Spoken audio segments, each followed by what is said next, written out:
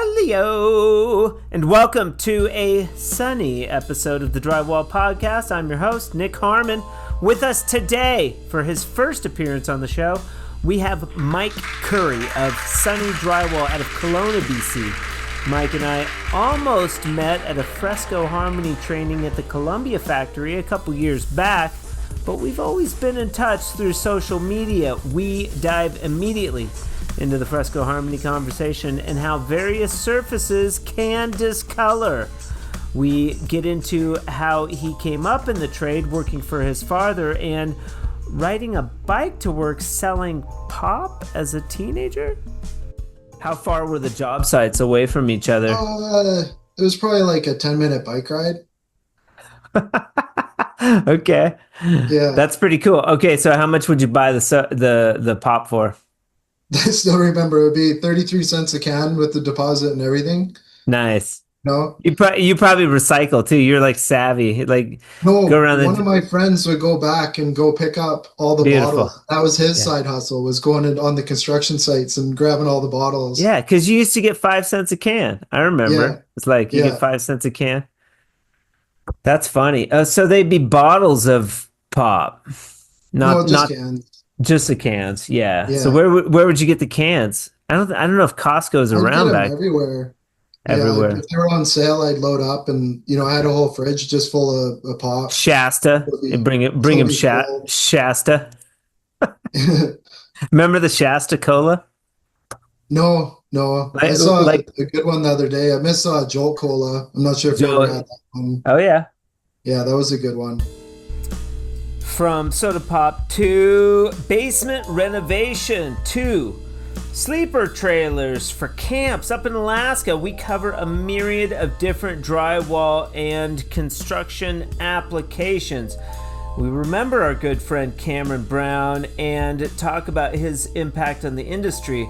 We also talk about the Proform banjo and how that tool works good for Mike. Instead of a normal banjo, we discuss some of the newer tools in the industry and how they're making an impact, and a lot more on this episode.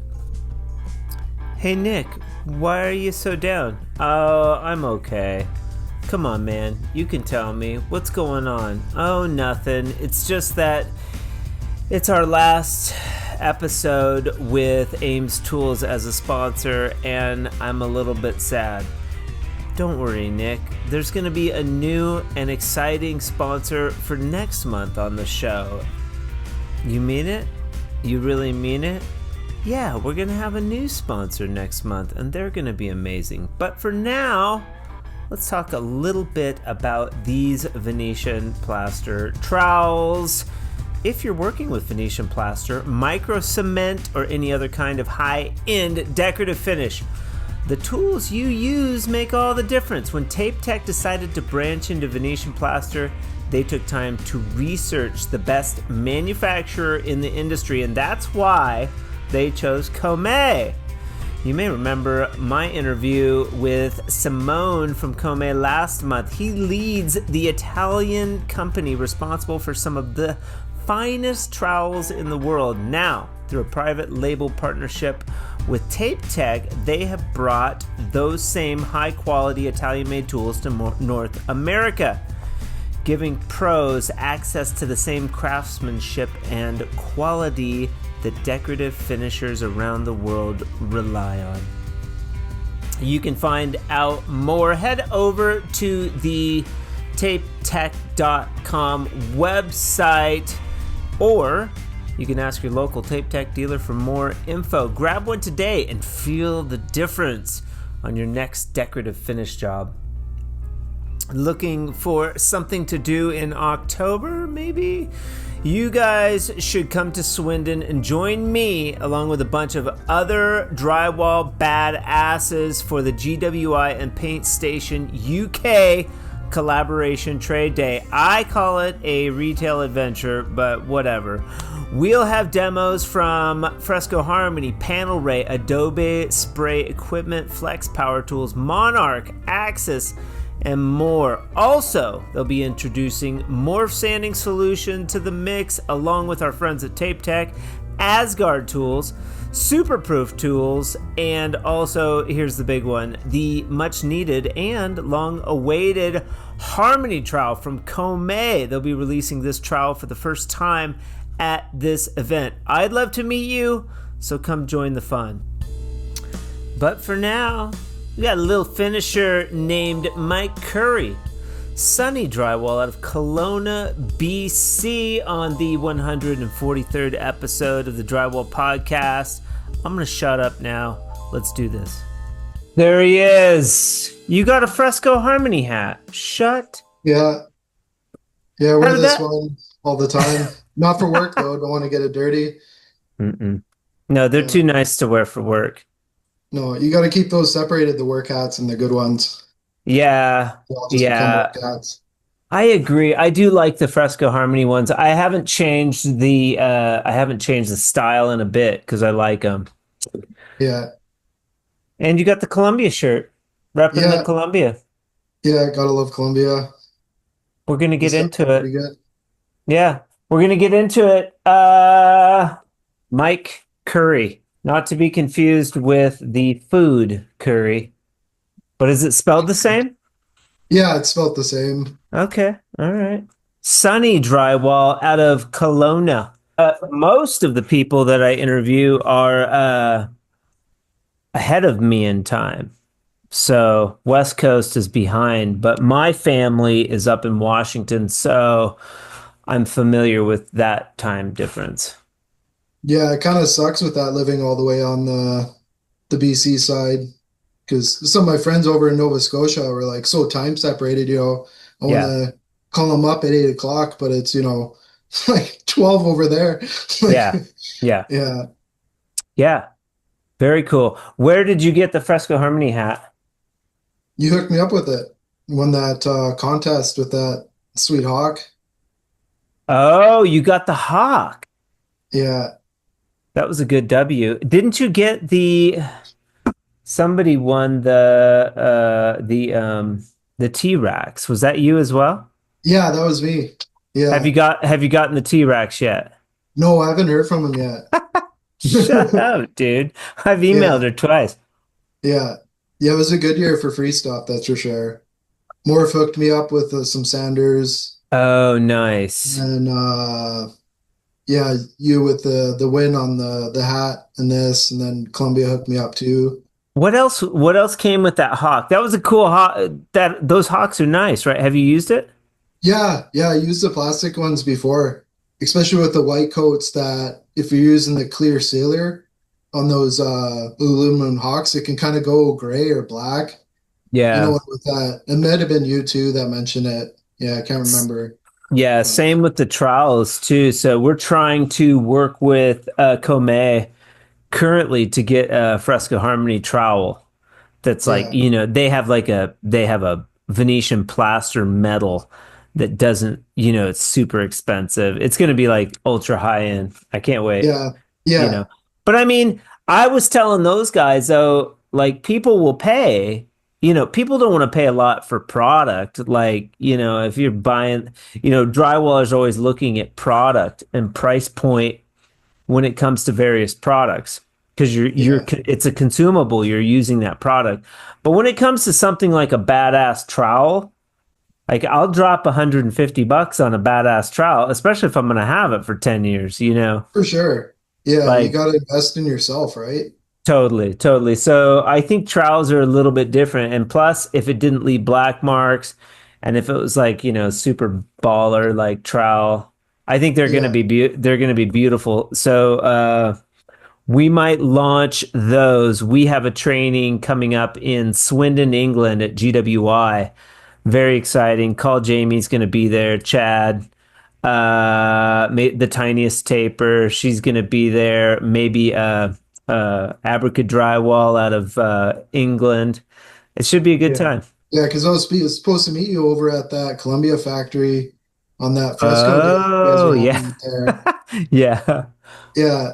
And that day, no one showed up. Remember? Nobody showed up. Yeah, we had a ball. SSB, I don't want to say nobody. SSB showed up. Yeah. And Greg, and we had a good time with Greg. and we hung out and we had pizza, and it was a very good time. He learned a ton about fresco. He's done a little bit of fresco since then. And Yeah, he got some free swag and stuff. But yeah, we had a good time. Regardless, Cam was yeah, there. yeah. Um, you Yeah, know, I know I regret that so much, but I yeah, didn't really have a choice. My back was so fucked. Like it it was happens, man. toast. Yeah.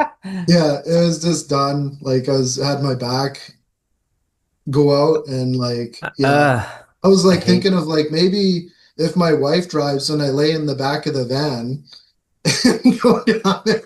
It's like No, no, this is getting way out of hand. Like as much as I want to go down there, like it's just not gonna happen. Like it yeah, sucks so much catching up. if it's that bad, screw it, man. Yeah.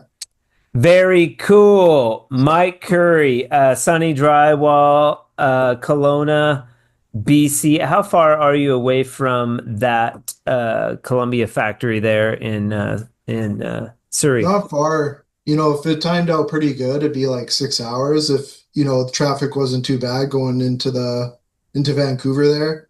Oh, that's a If it was bit. good. That's a little Yeah. bit. That's cool. You were going to come down, but you didn't. Have you used Fresco Harmony yet? Yeah. Yeah, I did Okay. used it on a job where I was covering up. It looked like Venetian plaster that I was going over. Yeah. Yeah. And did you do like one skim coat over the top of the Venetian? Yeah, I gave a pretty good coat for the first coat, Did you do like pretty thick. two Yeah, I coats did of two color? coats and then, Okay. one coat of the sealer. Okay. Yeah. And I got Easy. both walls done in one day, you know. Easy. Yeah. Yeah. Yeah, we just did one where I went over Venetian plaster. They had two patches on two walls. I did the sanded Copper Mountain, one coat, threw a fan on it, went out to my truck, ate lunch, came back in, sealed it, 3.5 Yeah. hours. I Yeah. charged her $500. I should have charged more. I should have charged like 1,000. She would have paid it. It had been Yeah. like 3 months. She couldn't find anyone to fix it. It took me 3.5 hours. She was tickled pink, and like she would have paid way more. I just was Yeah. like, for a Venetian plaster patch, if I'm going in and it's something super small, it's like, $500 minimum. Even if because I've gone in done like just like an hour, and Yeah. it ain't worth my Yeah. time to mess with stuff. So Yeah. And then there was that other job I was talking to you about where I was all stoked to be doing a full ceiling in the whole house. yeah, But it was really yellow from it being so old, and it might have been a smoker in there before. yeah, And we were putting some primer over top so it wouldn't bleed it over into the fresco. yep. And the texture just started falling off the ceiling. So it was like, well, Oh, so weird. much for this. Like we got to take all this texture off. And then, Yeah, I ended up just skim coating it. yeah, Yeah, it's just because of their budget and stuff, it's kind of yeah. Fair enough. Yeah, that but I was the mean, whole perk even of the fresco was not to take it off. kinda. I mean, if you have popcorn though, you could scrape the popcorn, and then you still have like a crappy surface underneath, Yeah, which you could then, instead of skimming a couple times, sanding dust and paint, you could fresco, and that would yeah, sort of offset it a little bit. But there's different scenarios, where it could be easier or harder or whatever, but yeah. Yeah, I know there's a customer that was a little on the fence with fresco too, and I kind of sold him on it, and I kind of got, it yeah, was like, yeah, just going with it. yeah. That job after the training up there, we went up to Bernie's house in Salt Spring, and we were having issues with the fresco going right over the surface as well, because Bernie had taken off a lot of the wall surface and we were getting tons of bleeding. So if you have a surface that, I mean, the only thing you do at that point is prime. So, but we had base Yeah, coated a bunch of it. It bled through. Then you got to base coat it again, or you just fall back and you prime yeah. everything, and then you can go into your base coat. But it was those walls. It was an older house, musty up there. A lot of It was moisture. bleeding through the light color. Uh huh. Yeah, Yeah, it'll do that. yeah. What were you going over top of? Gosh, it was. I mean, it's been a while now. It was some type of wallpaper. like Yeah, rowdy wallpaper, weird, type of surface. yeah, And we got a lot of bleeding on that one. So that was kind of challenging. But I mean, at the end of the day, it was still skimmed out. It looked great. yeah, I mean, they could have just painted over it or whatever. I'm not sure what he ended up doing, but Bernie was cool. Like he understood the challenges of like getting a new product, and there's all kinds of stuff you're going to run into. We yeah. had one project where we did a whole ceiling. So they hung it and they finished it, and then the house sat for like 3 years. And then Oh, we went in, there was a tall ceiling, and we went in and I skimmed the whole ceiling, yeah. and everywhere there was board bled. There's yellow, right? It looked yellow. Yep. Yeah, yeah. It's And crazy how the so, drywall does that when you look at the older yeah. prices. Like it just, Yeah, and so we had to prime that one too. But it's just, you roll a thin layer of primer over the top, and then you go back into your if it's a light color, you could get away with doing another skim coat, but it just depends. yeah, A lot of scenarios are different. Mostly I'm going over existing texture, so it's a no-brainer. You're skimming out the wall and covering the texture at the same time. yeah, yeah. And it's pretty quick to just put a coat of water-based primer over that if it's not too bad. Yeah, I don't even cut in. It's just you're just hitting the Yeah, field real lightly, and you're just killing those yeah, stain marks. It's not the end of the world, but it's a pain in the ass. You lose your base coat a little bit, but still, yeah, it's pretty quick. So I've ran into those scenarios sometimes. They're pretty rare. yeah. I figured Yep. out that's why when you tape off the walls for a ceiling and then you pull the tape off and it's always coming off right at the top of the corner, the paint. You ever have Yeah. that happen a lot? Yeah. Where you put the tape off and Sometimes. it's because they're not cutting in. They're just rolling up to the ceiling with the primer, right? Right up to Okay. that, and they leave that little bit because it's drywall mud. Like, what gives a shit, right? Uh, And then they cut it. that's The funny. painter That's a told me good that. tip. That is a Yeah, good tip. because Yeah. the painter's like, it's biting us in the ass now because if we ever go back to a house, like, it's going to be a problem. Yeah, it'll pull the fresco too a little bit on your sealer coat. Jamie was just pulling that Yeah. masking on the fireplace, and I was like kind of looking real close. I was like, "Is that pulling?"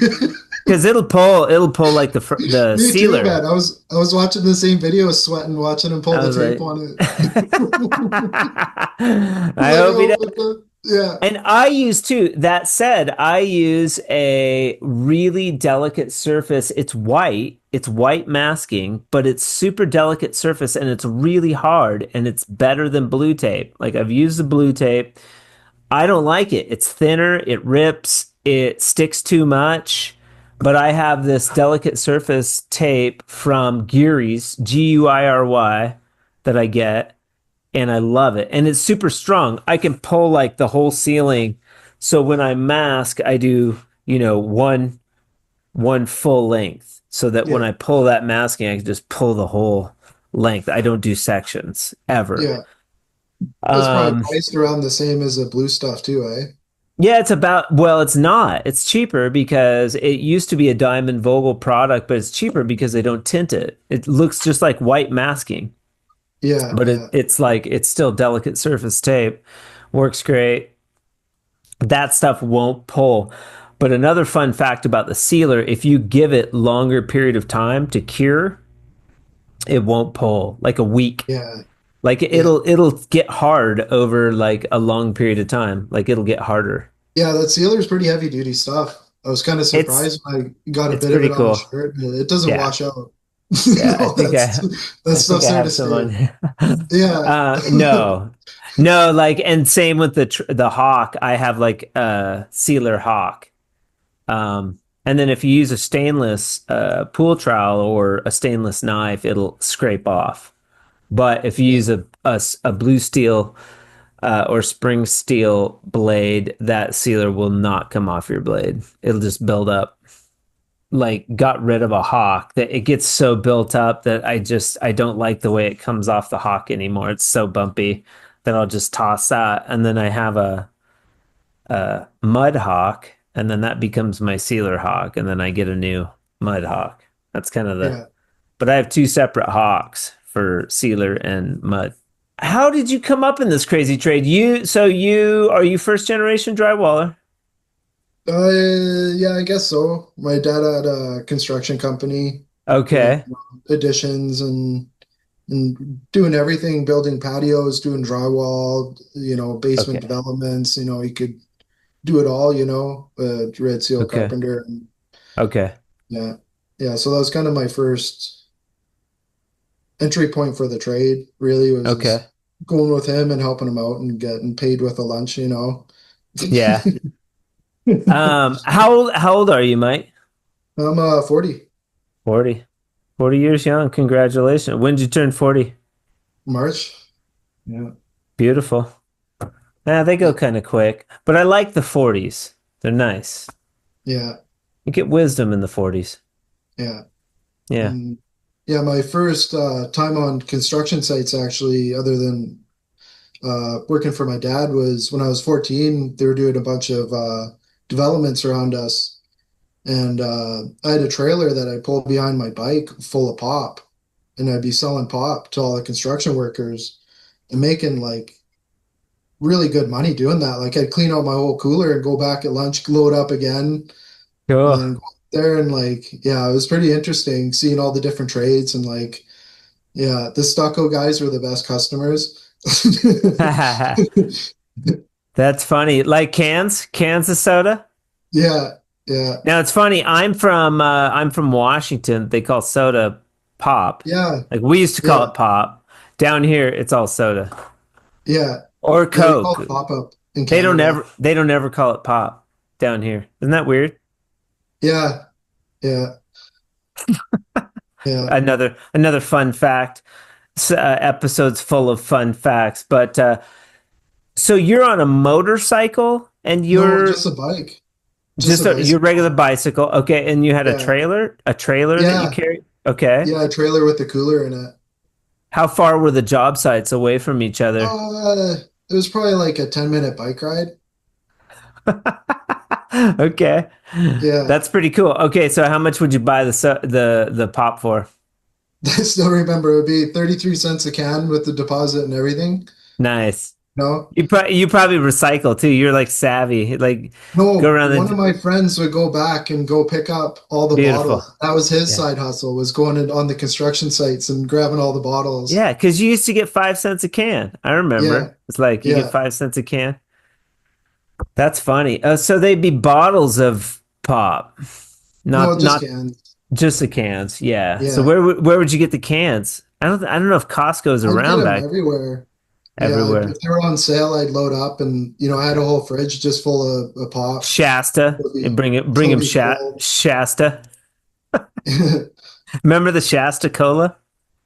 No, no. I Like, saw like a good one the other day. I missed Jolt Cola. I'm not sure if you ever Joel. had that one. Oh yeah, Yeah, that was a good one.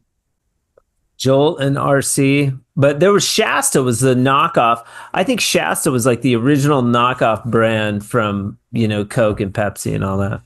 Yeah, Funny. Okay, so how old were you at that time? about 14. About 14. So you had this entrepreneurial spirit. You drive to the job sites, and one of them being your dad's job site, I'd imagine. Yeah, yeah. Once I got older, in high school, I was working for him on the weekends, and Okay, there was a rule if he caught me skipping school, I'd have to go work, you know. beautiful. I like Yeah. that. And what were Yeah. you doing? Because you probably weren't. Probably didn't throw you into drywall. What were you doing primarily when you were working with your old man? We did a lot of basement developments because Calgary was doing a lot of building, and they'd always leave the basements unfinished. Okay, And yeah, that was kind of his knack, was doing the basement developments and okay. adding a patio to the back as well. Yeah, Yeah, a concrete patio. Bill Gagne was into that. He has a YouTube page called like the basement whatever. It's got a Yeah, ton of followers. But back when I it's started, really nice because you're not dealing with yeah, all the bullshit in the house, and like you got your own totally, area, you got the back yeah, door. It's all yeah, just fresh and ready to go. It's not like a renovation where you're opening up surprises and totally. And Yeah. those are like that's framed, like you have to hang it? It's just framed, insulated, I think, too. Okay. Yeah, and poly. But it's usually something's done wrong. So usually fixing poly and adding bulkheads for the heat ducts and stuff and Yeah. putting walls up. But Okay. yeah, but So the outside some walls are pretty much done. maybe some minimal framing. You A were lot of doing some backing. framing. Yeah. So did you get decent at like a little bit of framing? Oh yeah. Yeah. Yeah. Yeah. Cool. Cool. So you had sort of a round education before Yeah. you jumped into drywall full time. Yeah. Yeah. And then after that, working for my dad, I worked for ACO trailers.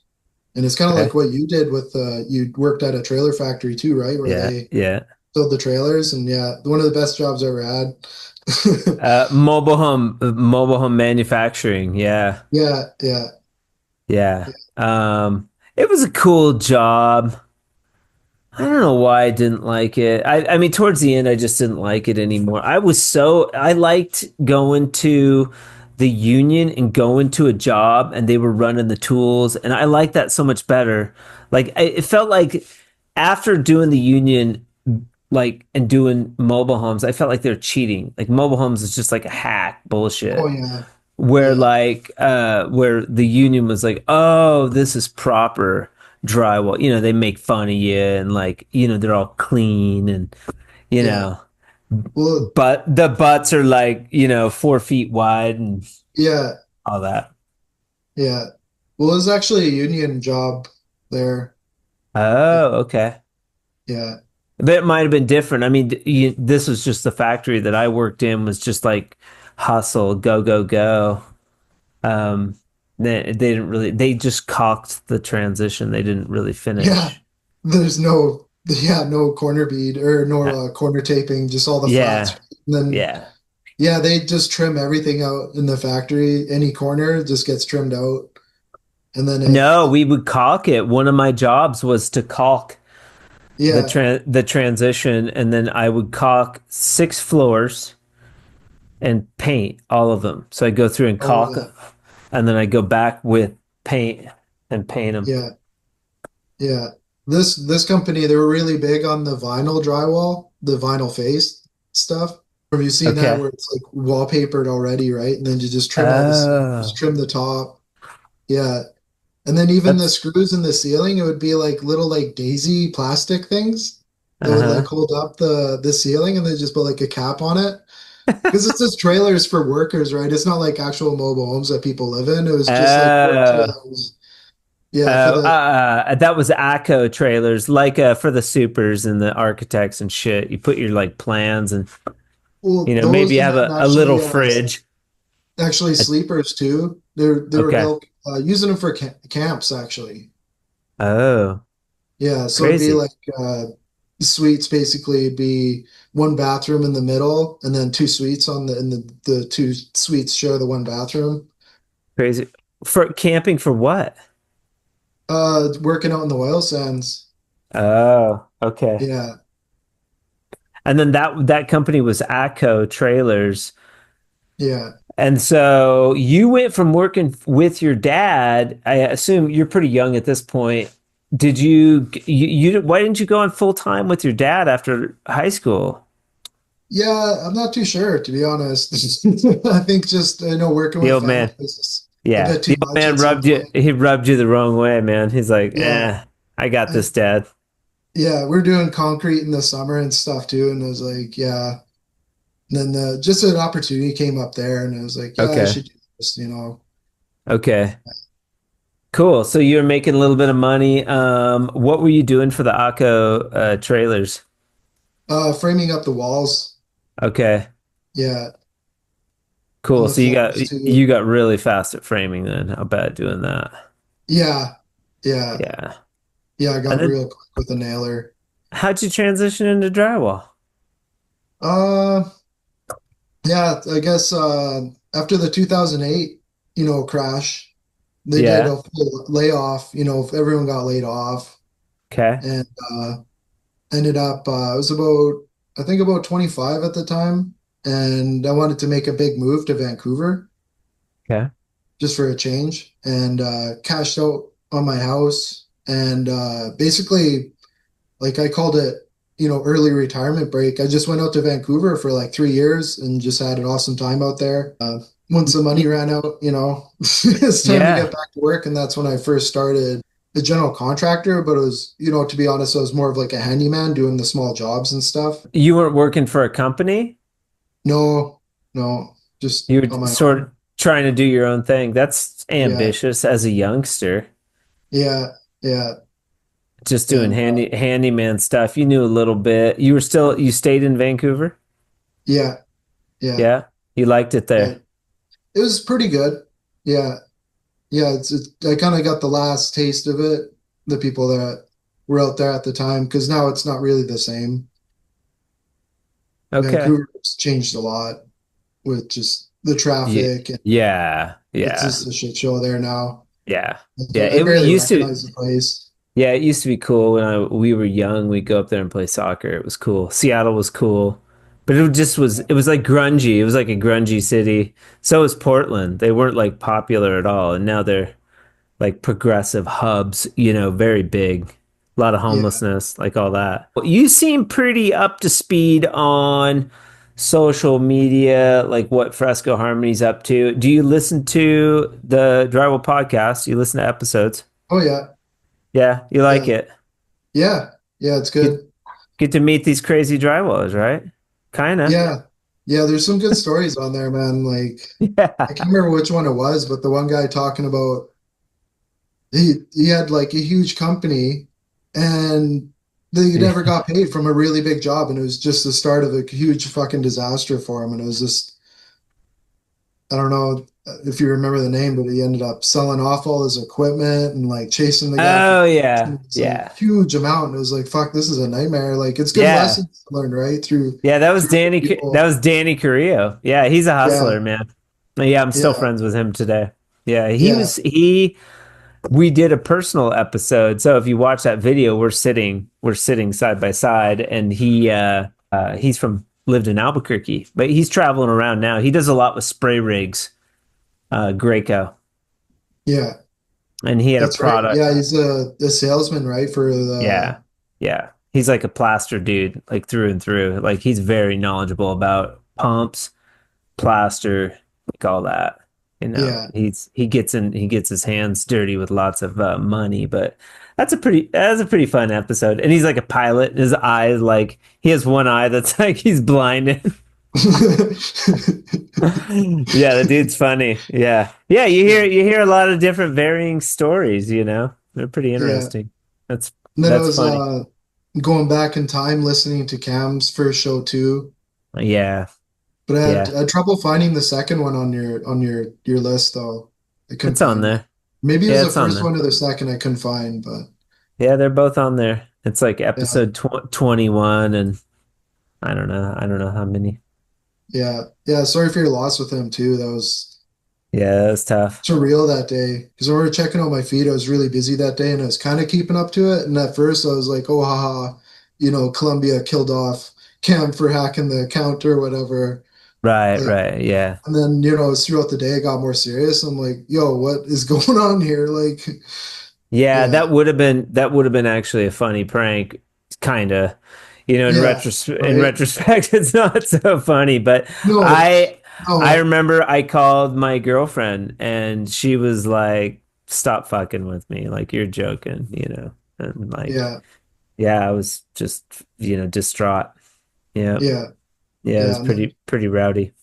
going through his Instagram feed too, like right from the beginning, it was like really sad because you could see that he's like at that point where he's ready to he had the dog, he had his shit figured out, and Yeah. I can't remember if he had a girlfriend or not, but like, he's like Yeah. on his way to like, having that family and stuff. And like you could see him like transitioning like all these different phases of his life where he's like a football player and then like yeah, and he's like in bodybuilding for a bit, and then like, and it seems like Yeah. he found drywall as like his thing, and especially with fresco. He could have done anything. Yeah, The dude was like an angel, but he like he got it really quickly. Like I always talk about like how, like not just running his business, but like he went back from Albuquerque. I don't think he even knew how to run a bazooka, you know. And like all of a sudden he's just running all the tools. And it's like, how did you even learn? Like who showed you how to do that? He just could do Yeah. shit. And it was Yeah. the same with his videos. Like I just learned like how he edited his videos because he sent me the footage from when he was in Albuquerque and it was all sideways. Like so he edited all his stuff. He would take the video in portrait mode, this way because it Yeah. sits better on. I always do it this way and I edit this way. Sorry, portrait pano. And Yeah. then when it shows up on Instagram, it's a little pano video, but it shows up that format's good for YouTube, but Right. it's not good for Insta. Well, he like would always double down on Insta and like TikTok, and he'd make all Yeah. those badass videos, and it was always like, why are his videos so good? And it's because he'd edit them sideways. He would film them like this, but then he edit them sideways and maybe other people know this, but I just figured it out. Yeah. But you have to edit the video sideways, and then I save it over to my phone, and then I turn the video. I turn Yeah. it again upright, and so then you get Yeah. a really good edited long form video in portrait mode. Yeah. I learned that using my GoPro because I was using that for a Right, bit, just recording stuff. And then, I go to the computer and put it on Instagram and it's like, why is this so small? Like, and right. it's like, oh, I gotta flip my camera around, yeah, on the head mount and find something to kind of jimmy rig it around. So, Right. So he yeah. was good with all that, and they were always like, why do you film that way? And it's like, well, because fucking I don't know how to do it. I fake it just like everybody else. I do the best I can. But Yeah. he just sort of intrinsically knew those things, and he was so young, like to know all that. Like I was a bonehead at his age. I didn't know shit, let alone running my own company and things like that. So, I to my credit, like I did Fresco Harmony. I learned stuff and I figured stuff out. But I was always impressed by his ability to just do shit, man. He was just Yeah. wasn't scared. He wasn't scared of anything. Yeah. The swirl came. Commendable. You're so good at the swirl, man. It was just like that black and white Yeah, wall. That's when I was yeah, like, man, I want to do fresco because that was such a sweet yeah, wall. yeah. Yeah. Jamie, same thing. I've been doing the fresco for years. Nobody like gives a shit. Like Cam does one fucking fresco job. Okay. Goes by Yeah. million views. I'm like, I've been doing this shit for 20 years. But no, he One just of had my a way. He had a way, and then his video was cool. And he put the cool music, and it's Cam, and he's in his flip flops, Yeah. One of my But favorite parts of his was with that swirl wall where he's like pouring the swirl onto the trowel and then he does a shrug. right, And yeah, it's like, it's like man, okay, now I get it. Like, because that's like the attitude you have to have for fresco, right? Like, you can't be there being really right. technical about it. And No, no, yeah, it's like it'll just who look gives it? bad. Who gives a shit? You could always go over it. No, he got Yeah. it like right away. Yeah. But he didn't, to his credit, he took 2 weeks. He flew to Albuquerque. He hung out for free, dude. I Yeah. kicked him down some money, but like he just wanted to come and learn. And I was like, dude, I got plenty of work. We'll throw you, you can go help Jack. Like, not Yeah. just, it's not like we were in the studio. He like went on the job, he learned the swirl, and he busted his ass. I remember on Sunday, like he had been there like 5 days or something. He's like, hey, Nick, can I have a day off tomorrow? I'd like to go check out Albuquerque a little bit. I'm like, Oh man, that's funny. dude, Yeah. this is your vacation, man. Take as much time as you want. I'm just like, hey, if you're here, you want to learn fresco, like let's learn it, man. Yeah. But that's just how he was. Yeah, I love the guy, and it was, everybody that came across Cam loved him, and he was just that type of dude. Yeah. But I'm glad you got to sort of follow along that little piece of story because it's just a small moment in time, Yeah. that if you got to meet him, you know what we're talking about, you know? Yeah. Yep. But no, both episodes are up. I'll have to look at that. But yeah, 21 or 23, and then yeah, like 70 or 80 or whenever else he came on. And then there's a tribute episode that I did after he died. And Yeah. that one's sad, But you're in Vancouver, you're handyman. No, How do I'm you in go Kelowna now. Sorry about that. you're in Kelowna. Yeah. This is after the trailers. You work trailers. You're in, and so Kelowna is a ways away from BC. How do you get from BC to Kelowna? No, Kelowna's in BC. I went from Or sorry, not B. Calgary. I Sorry. went from Calgary to Vancouver and then spent 5 years in Vancouver. Actually, probably, yeah, 10 years in Vancouver and then moved to Kelowna about five Okay. years ago in 2019. Did the another move to Kelowna because Okay. had a kid and was just kind of thinking like, is this the right place to raise a kid in Vancouver? With Yeah, the but open child use. I'm trying to get the timeline right. You were in Vancouver. You had a little life going there, but how did you go from living in Vancouver being a handyman to drywall? Um, yeah, when I did the move out to Kelowna, I originally kept the business, Blueprint Renovations Okay. in Kelowna. But after 2020, I think I was doing my taxes and it was like, man, I do a lot of drywall work. Like it's three-quarters of my stuff metal Oh, and taping. right. And it was just kind of a decision there. And like I was looking at it, I'm like, all the rest of this is like such a headache with the supply Yeah. and waiting for material and waiting for window installers and the tile guy. And Yeah. just, yeah, I was like, man, screw this. I'm specializing. Like I'm going into Yeah. drywall. Smart. Like only, yeah, GC always like that aspect right there always confuses me. I'm always like, why do you want all that headache, man? It's yeah, easy to just go in and bid one thing. It's not like yeah, maybe your margins can be a little better if you're doing the framing or putting in a window, but are they sounds like they're not, that much better. no. And then the tools too, right? You have to have all the tools for every single thing. Like you need all the framing tools, all the tile Yeah. tools, Yeah. yeah. A Just, drywall, you can get away with like just having like a couple knives and stuff in the truck, yeah, mixer, whatever. yeah, Yeah, I have a little bit, like a special setup that I have like, what I need, a bucket brigade, a couple of milk crates of, my masking tools, my knives and pan, my hawk and trowel and like, my snips and, like all that's in another thing. yeah, And it's like just if you keep it all sort of organized, you can find it and like just throw yeah, everything in the truck.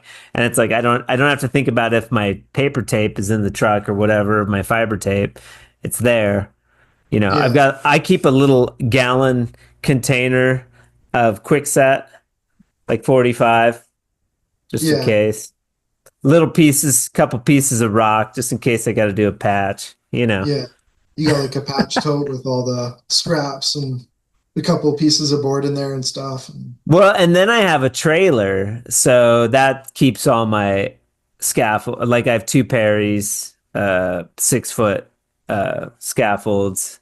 Yeah, My little giant, gotta have that. My telescoping plank. In case I get into some rowdy stuff, I'll just hook on the trailer and yeah, take the trailer. Do you yeah. do you do you have a trailer?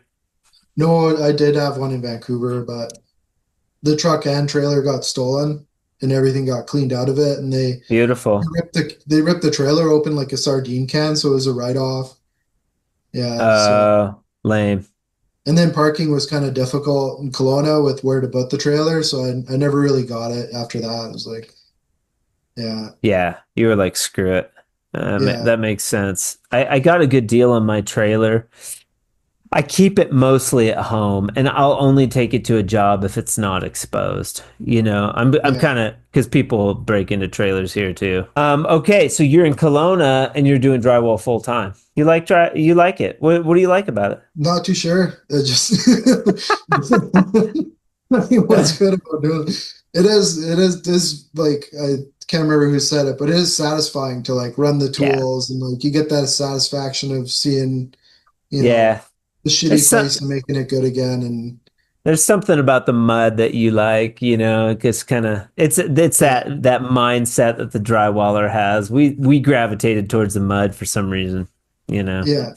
Some people Well, are like, yeah, "Oh, I don't want to touch the mud," or it looks like shit, and they're like, yeah, "Oh, I can finish that, but I don't have the time." And you're like, yeah, "Yeah, you can't finish that, dude." yeah. I remember that in school with the paper mache, just loving it, like loving that Yeah, paper mache and yeah, yeah, getting messy. yeah, Yeah, yeah. I was an artist. I liked doing art, and mud was just like, "Oh, you're making walls flat. Like that's cool. That looks cool." yeah, I want to learn that. That I yeah, remember thinking that. Um, what kind of projects are you? So, and you're still in Kelowna. So yeah. you've been there since 2019. You've got a kiddo. How old's the kiddo? He's 6 now. Sweet. Yeah. Just one boy. Two boys. Yeah, I got Two. Oh my God. Sebastian, that's 6, and then Eli, who's just turned 3 this summer. Okay. Wow. Yeah. You got your hands full, buddy. And Yeah. and wife? Yeah. You do have the wife. Okay. Yeah. Well, some people get split up. Who Yeah. knows? You've been married for a bit? Yeah. Yeah. Been Nice. married though. Nice. Congratulations. That's good. It's if you can do it, if you can hang in there, you got the kids, it's a lot easier route to go, man. I recommend it, especially if you're Yeah. having kids. Yeah. Cool. Cool. And what's the wife's name? Alicia. Shout out Alicia. Yeah. Shout out to Alicia. She puts up with Mike on a daily basis and helps Yeah. helps him raise two rascal boys. That's Yeah. awesome. Love it. Love it. And then does she work or it's just Sunny Drywall? Yeah. She works full time. Good. Yeah. Social worker. Excellent. You guys got a nice little life going up there. I love it, man. I love it. It's good. It's always sunny at Sunny Drywall. Yeah. I get that a Ha- lot. It's always sunny. One of my favorite shows too. It's so good. And what's the It's show always sunny in Philadelphia. in Philadelphia? Well, I don't think I ever watched it. No, man. Oh, it's Is funny. that It's just a funny sitcom with Danny DeVito in it. It's Always Sunny in Philadelphia? That is the name of the show. Yeah, Yeah. yeah. Okay. Yeah. It's Always Sunny in Kelowna. You Oh could have man. it. You could have that like on the back of your truck. Yeah. You haven't been up here before, have you? Mm-mm. No. No. No. Oh. Big Dog was up there, wasn't he? Yeah, yeah. It's a lot Yeah. like your area with the heat. It gets up to like Okay. plus 40, plus like when it's really hot, like plus 45. Okay. Um, Yeah. and that's probably like 100, 105 Fahrenheit. Yeah. Okay. Yeah. It's pretty much Do you the do you, same as do you yours. ever run into that crazy guy, Big Dog? Yeah. You Actually, do. there's a drywall shop down the road from me that they Okay. announced like a big sale, like going out of business, big sale thing. And like both of us like ran down there Yeah. to get tools and like ran into each other. And Pushing each then, other out of the way. Give me that. That's my banjo.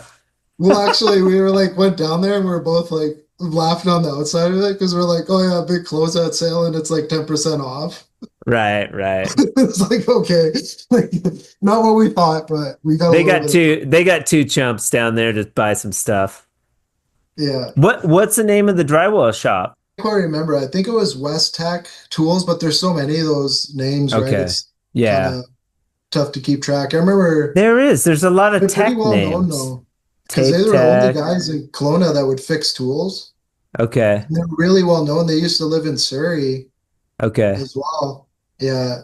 And the guys at the drywall suppliers know them. And Yeah, they're pretty well known around. I think they're still in business, but they just closed down their shop, just running out of their garage probably or something like that. But she'll like deliver the tools still. Like if you order up stuff, they'll bring it down to you too. So that's pretty cool.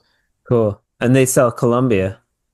Yeah, yeah, Columbia and pretty much every brand. Okay. And that's what you're running? Are you running mostly Columbia? Yeah, only Columbia and I got a bit of a Tape Pro stuff too. I got their giant banjo, which is really nice. That thing's pretty sweet. And then when they come with, I'm always like, that's stupid because like, why wouldn't you just have a bazooka? Like, but I imagine you have a reason for it. yeah, for the renovations and stuff, like the bazooka is almost too much for it for Right. like the clean out and running it. And then you're running Yeah, it on stuff like you're always finding like nails sticking out and like, true. there's certain jobs you don't want to use it on and then yeah, So just it's for the like a cleanup. banjo. It's like a banjo, but better than a banjo. Yeah, because it has basically the head of a bazooka, but the body of a banjo, and you can reach the I ceilings and stuff I with it call it too. like I call it like the bazooka trainee tool. It's like a trainee, little Yeah, training wheels. yeah. Well, it's actually a little more difficult to use that than the bazooka. Oh, For whatever really? reason. Yeah, Oh, and that's a Tape Pro. What do they call it? I'm not even sure. Yeah, I think Okay. it's a Tape Pro. Yeah, they got two different ones, I think. One's a little bit better than the other just because of the way the blade works. They got one that flips up, and then I got the one that it kind of shoots out and Okay. just like cuts it instead of, yeah, I'll do a patch here and there, but not enough to bust out a banjo ever. yeah. Yeah, my banjo's up for grabs. So if anybody needs a banjo, I was looking at it in my studio the other day. I'm like, I haven't used that thing in, you know, 14 years. Like, I need to Yeah, get rid of it. But it's nostalgic, you know. yeah. But I was running the slot box for the longest time. That was my Okay. go-to method for a really long time was the slot box and You've just, heard the funny episodes on the slot box. oh yeah, Like yeah, we make fun of the slot box quite a bit on the Drywall podcast, but yeah, you too are a slot box, and then so you probably at some point reached a critical threshold where someone either gave you a bazooka or you found one really cheap. Why on earth would you go from? Because people that use a slot box really have a hard time. It seems like going to the bazooka from the slot yeah, box. yeah. Why do you think that is? Gilberts were using like a bazooka a little bit there. I saw it. I was watching. I feel like they're back to the slot box now. Yeah, I think they just give up too quick. And this is a problem for me too, is when you start a job, it's like you got to keep going, right? So if you're starting off with the bazooka and you're fucking around with it and the tape's cutting weird and you're fixing the thing after like a half day, of trying to make it work. Fair enough. I mean, somebody was like, there was a designer that was talking about Tadillac, like doing the product Tadillac in showers and bathrooms and stuff. Nobody does it in my area. And then I interviewed the artisan, Jeremy up in Montana, and he sells like Cadillac type product and stuff. And he was like, "Oh, you should do it, dude. You crush it down there." And I'm just like, I don't want to do it.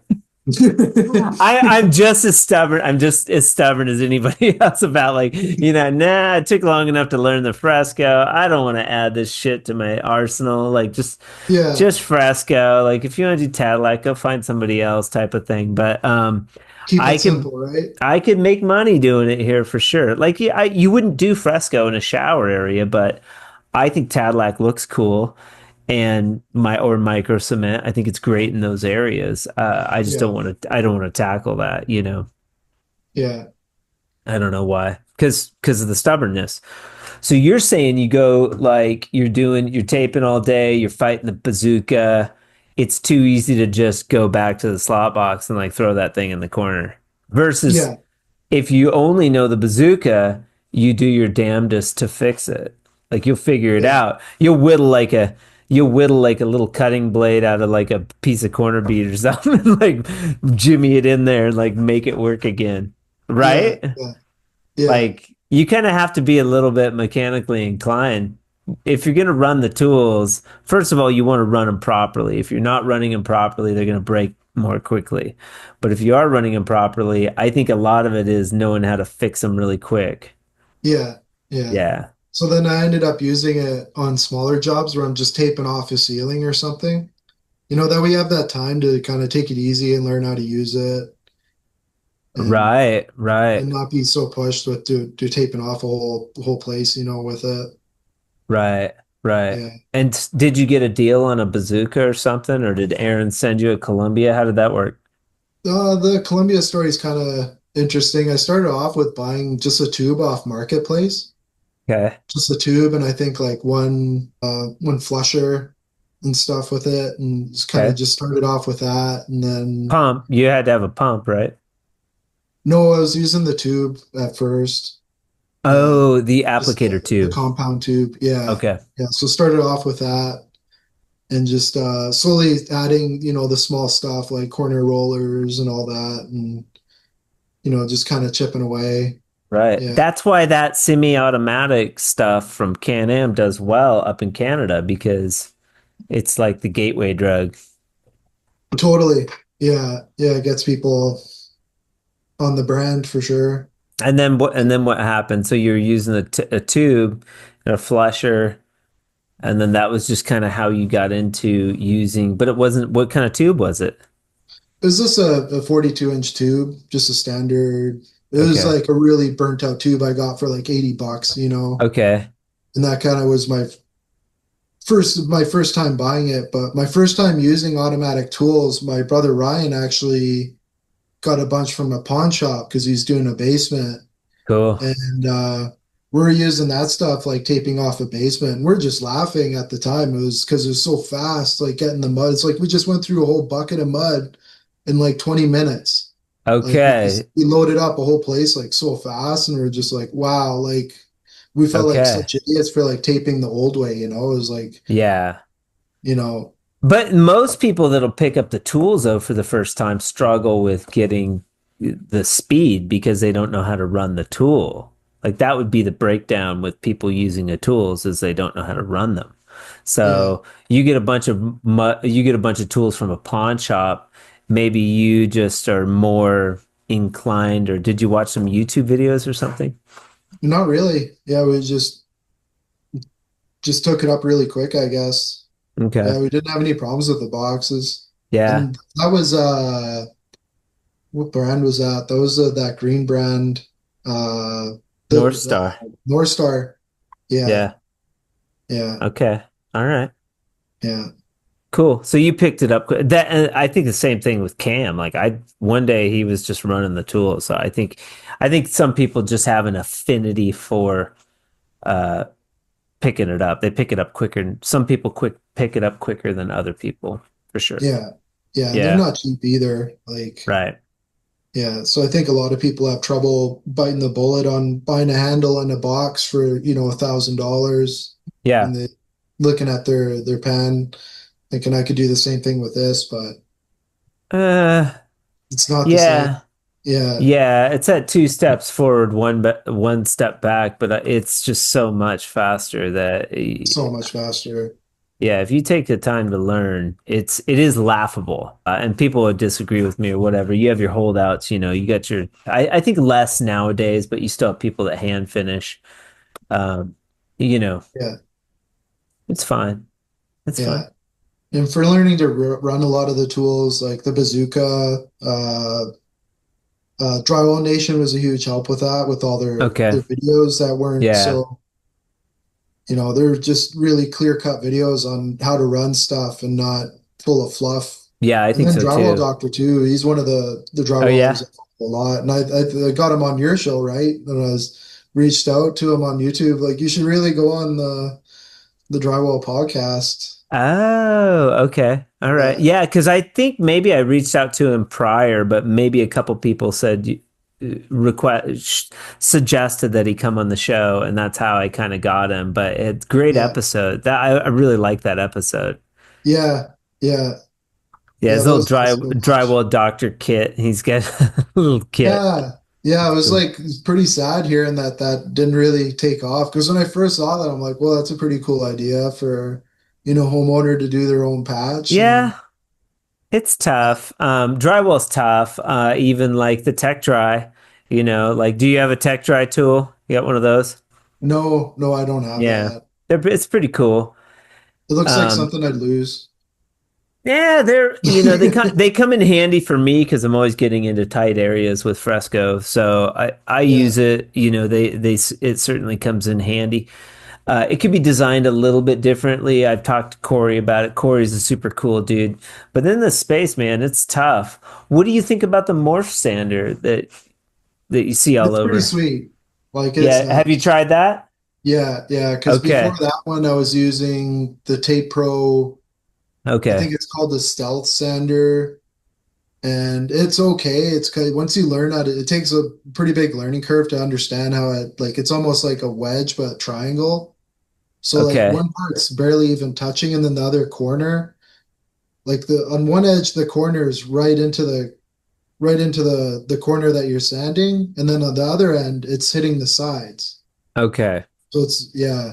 So It's you no got to run good. it the one way, and it's pretty nice. Like compared to using like before that, I was using the Black Widow just on both Okay. sides of Okay. it.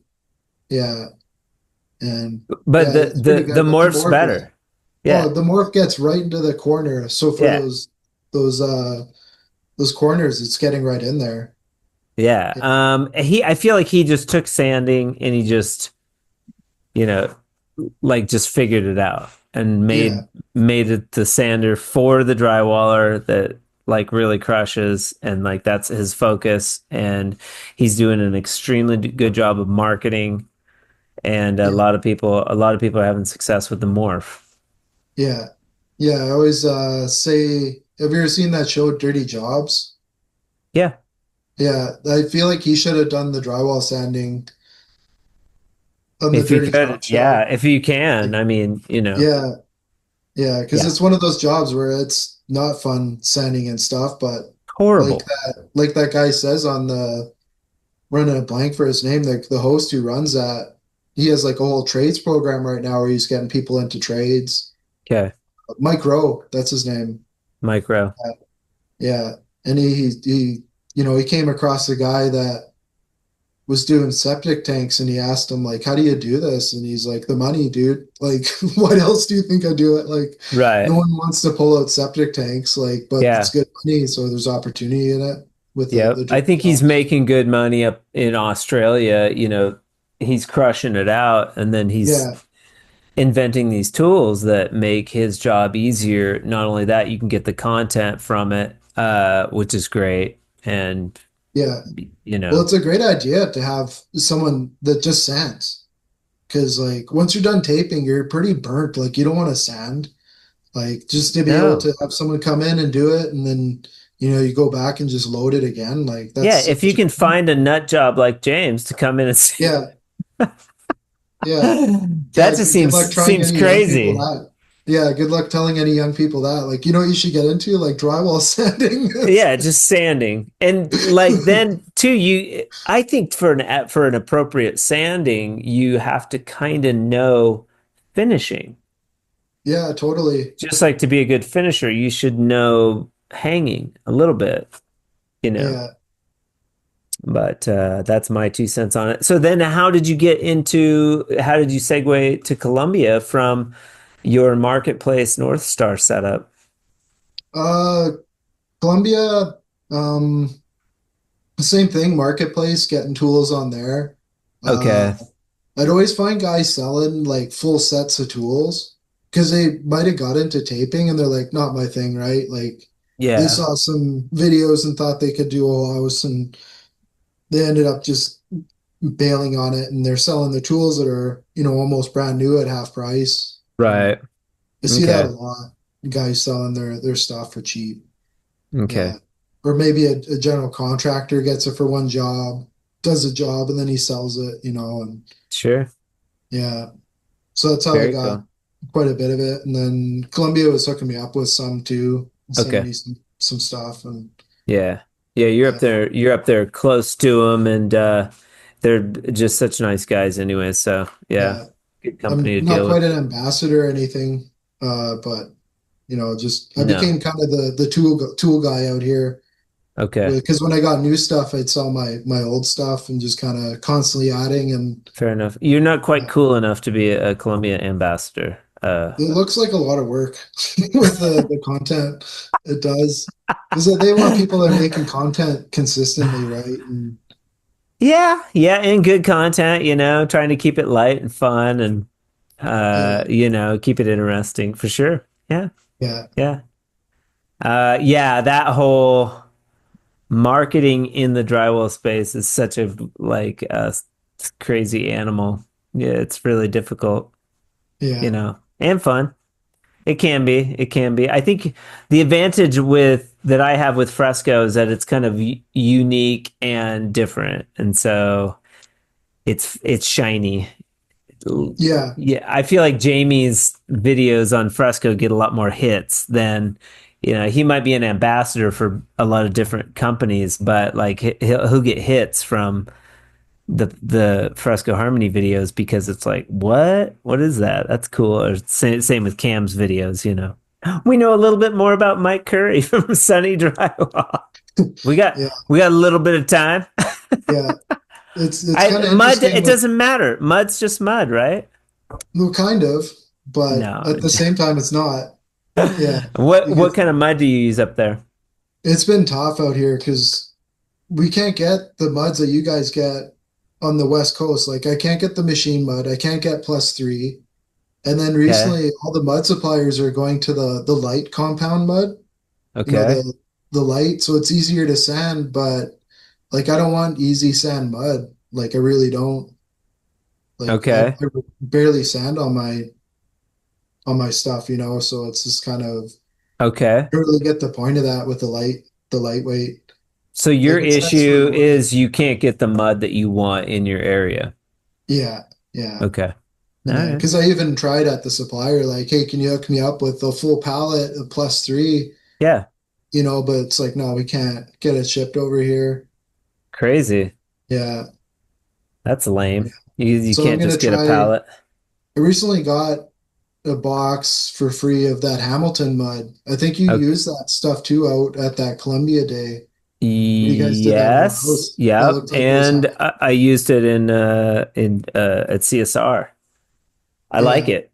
I like it. And Yeah. it's So more. You get more per batch. You're getting 4.5 gallons per batch of Fresco, which is kind of good. That's an extra pound of mud, yeah. you know. Well, that too, That's between the West Coast, you guys have those square boxes that mm-hmm, are, what are they, like 3.5 gallon or 4 gallon? 3.5. Mm-hmm. Yeah, and then out here it's a totally different size. I mean, I like it because you get a richer color. You get a little richer color. Yeah, But and you're not wasting the bucket. You're not paying for the bucket. It's nothing for me to dump a yeah, box into a bucket. I keep my buckets and clean them. yeah. Well, what I've Yeah. been doing with the extra amount of mud is I have a measure bucket basically. For all my fresco, all I got is measuring buckets. Okay. And I just fill it up and then scoop the mud out to make it the formula that you guys use out on the Oh, yeah.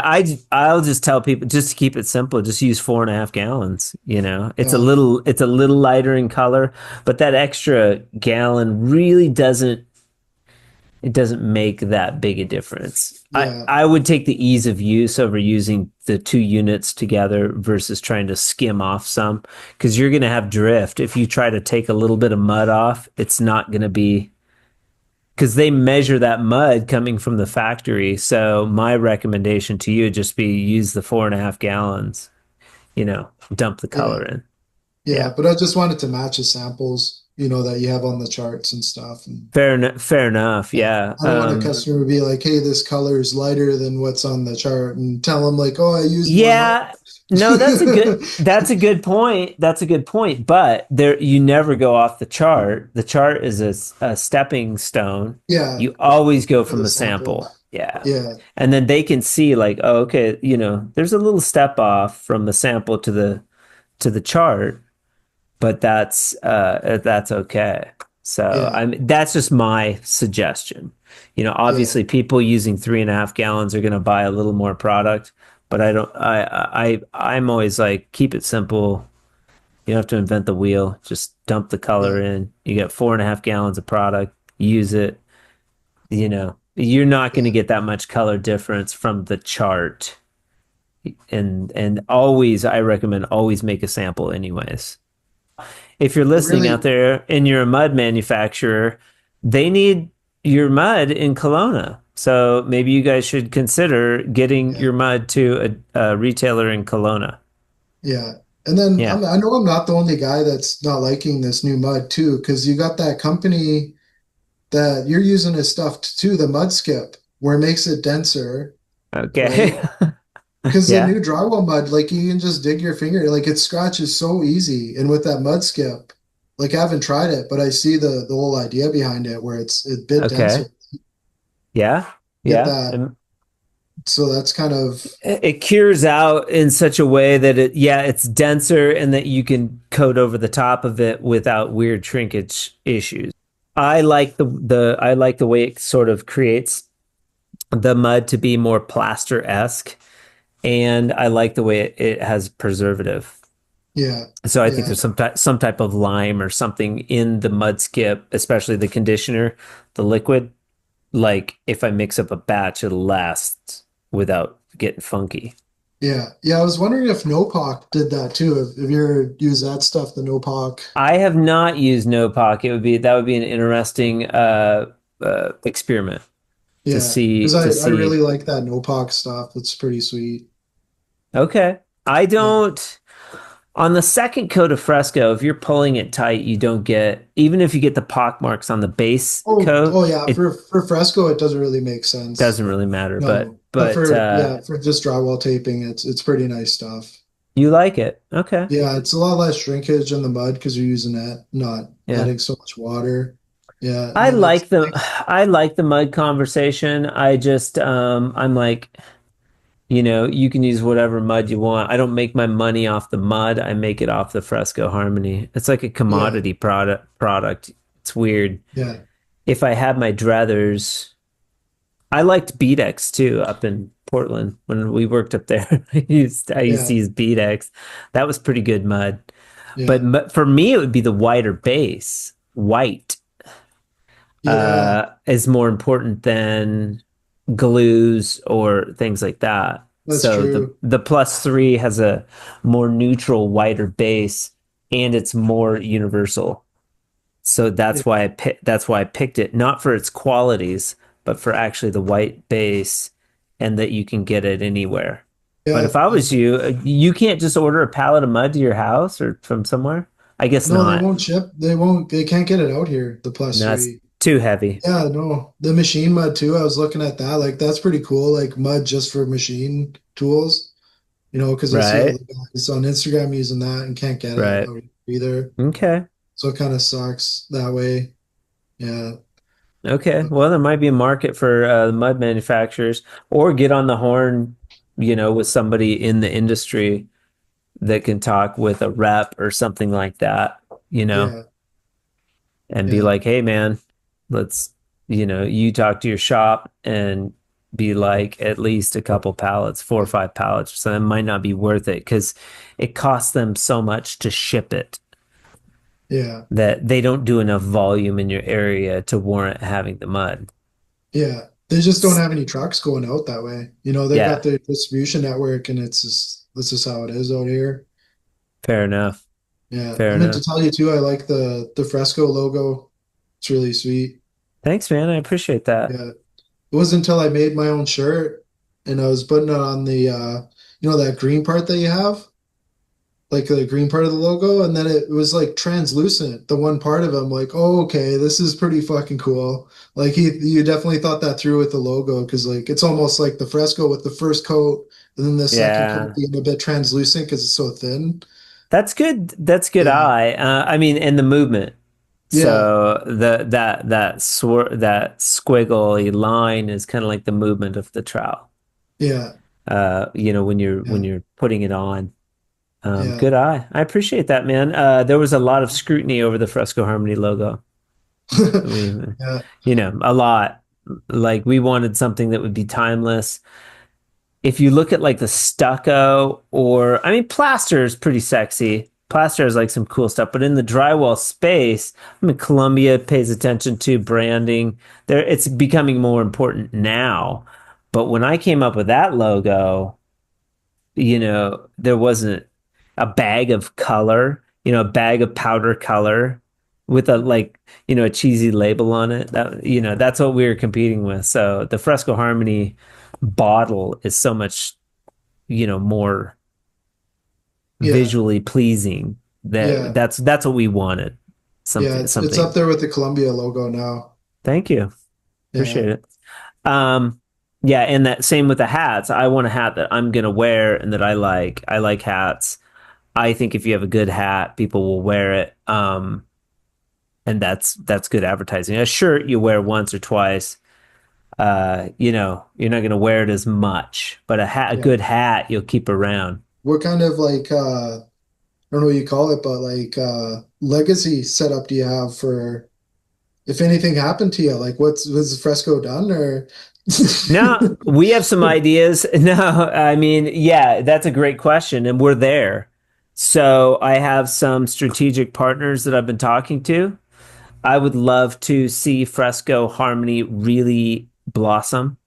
That's going to require, because it's a lot of work, it's a lot of money, there's a lot of energy. yeah, What I've developed is certainly valuable, and I would love to find a partner that is in the space that I'm in that could really help drive this.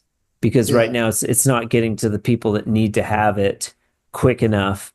I can't handle that volume. If I got hit by a bus, it would be done. That's kind of the gauge, what would happen yeah, if you got hit by a bus type of deal. So, there's safeguards in place that could tell a future person how to do it. Ideally, a large company that could really take this idea and myself, and we could go and really, really do it right in a big way. yeah, So that's on the table. We're looking at these options, and it's not, I wouldn't say, I'm still pretty young. Hopefully, nothing happens to me. yeah, But I would say, even if something did happen to me, that the idea is fleshed out enough that somebody would come up with something pretty soon yeah, that in my place. But there's been a lot of legwork, man, on my end to get yeah, this to where it needs to be with the colors and the sealer and the system. yeah. Yeah, you put a Hard. lot of years into it, man. A Yeah. lot of years. Like, because I I remember when like I was first looking into your fresco, and I was seeing some posts on Contractor Talk. I don't know if you remember that being on there uh-huh. on Contractor Yeah. Talk when you were first showing it. Yeah. Yeah, because I was on there for a bit when I was in Vancouver too, and Okay.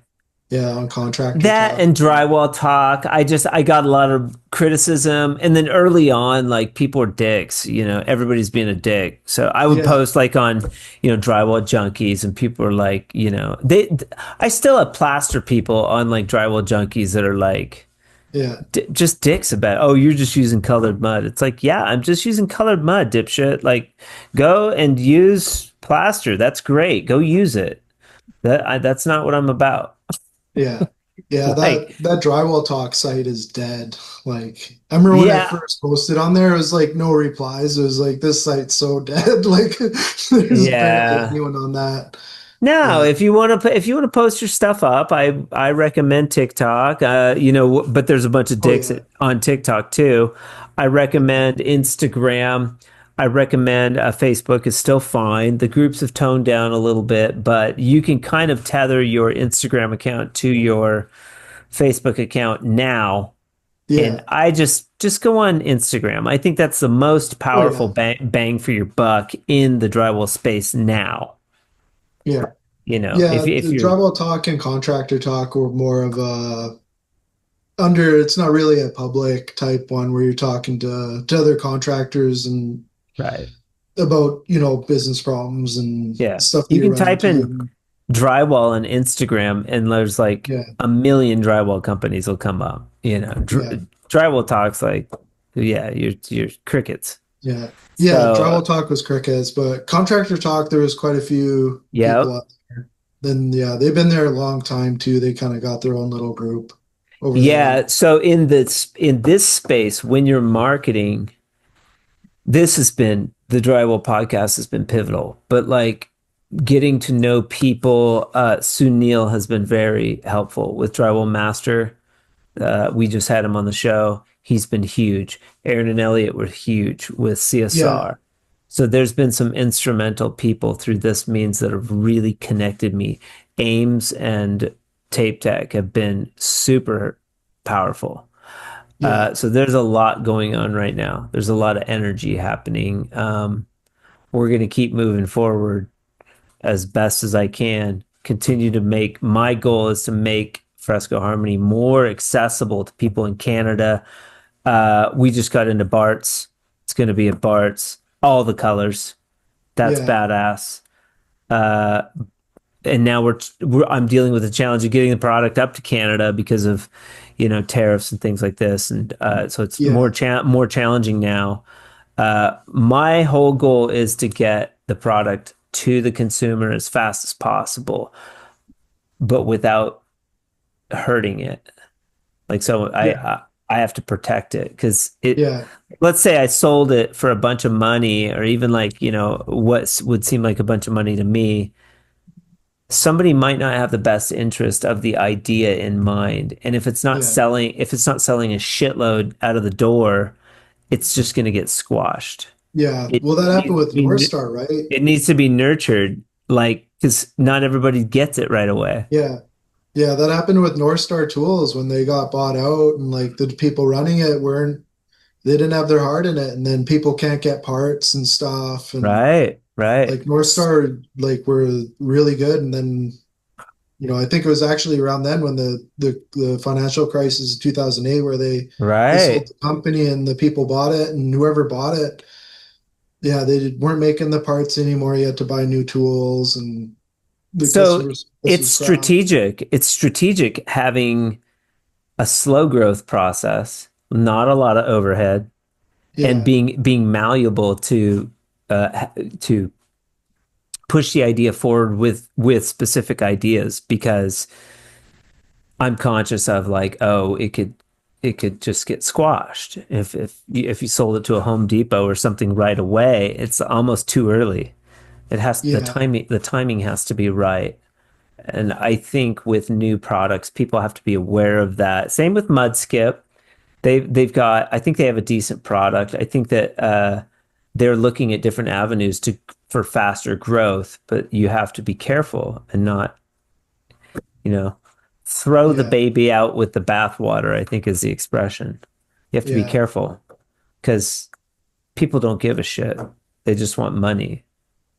yeah, I want to see people like you using Fresco Harmony making money because that's cool. yeah, Uh, you I like selling product, but what's cool to me is when somebody like does a project. That's really cool. Like seeing what yeah. Jamie's doing. That's cool. Maybe you have a pearl of wisdom buried down in there. A sunny pearl. Uh, yeah, the good one I heard was only people that remember you working overtime and long hours as your family. After a while, Ah, you know, you yeah. gotta make time for the family and everything else, and everyone's got to grind and stuff, but sometimes you just catch yourself. It's like I'm just pushing too hard with the schedule. Like I'm not seeing my family, and like the whole reason I went into business, staying self-employed was for that. So Yeah. yeah, Yeah. I can't afford to go to England and Italy. Unfortunately, my son's not going on this one, but also like for ourselves, like I have, these adventures that we go on and stuff. They're fun, man. yeah, What are you working for if you can't take the time to go, like, do a trip, enjoy yourself occasionally, give yourself permission, take your family, go drive somewhere, camp out for the weekend. You yeah, have to schedule that. It's so important because you're yeah, not gonna. Your kids are 3 and 6. You're not gonna get this time back. yeah, totally. Yeah, Hmm. it goes by so fast, eh? Yeah. Yeah, really fast. Mine's 9 now. He can be 10. My mom's sending pictures of his first grade. He just started fourth grade, so it's like, 3 years are gone like Yeah. that. And I'm lucky. I have a 9-year-old. Some people, it's like they're already in 18 or 16 or they're in college, So it's all relative. Yeah. Enjoy where you're at. Yeah, totally. Love Yeah. it. Yeah, that pearl rings true. Um, Mike Curry, Sunny Drywall out of Kelowna. Thank you for being on the Drywall podcast today. No How was problem. it? How did it go? Smooth, Did I you like think. it? Yeah. Yeah. Yeah, it was a good Yeah. conversation. I hope other people get as much as I got out of it. Great conversation. It's good to see you in person finally. We're going to get to meet one day very soon. I hope you have a fantastic week, sir. You too. All right, bud. We'll talk soon, man. Have a good one. Talk to you later. Yeah, bye. Huge shout out to Mike for being with us on the Drywall podcast today. You, sir, are a gentleman and a scholar. I appreciate your time. I appreciate you. And I look forward to meeting you very soon in the near future.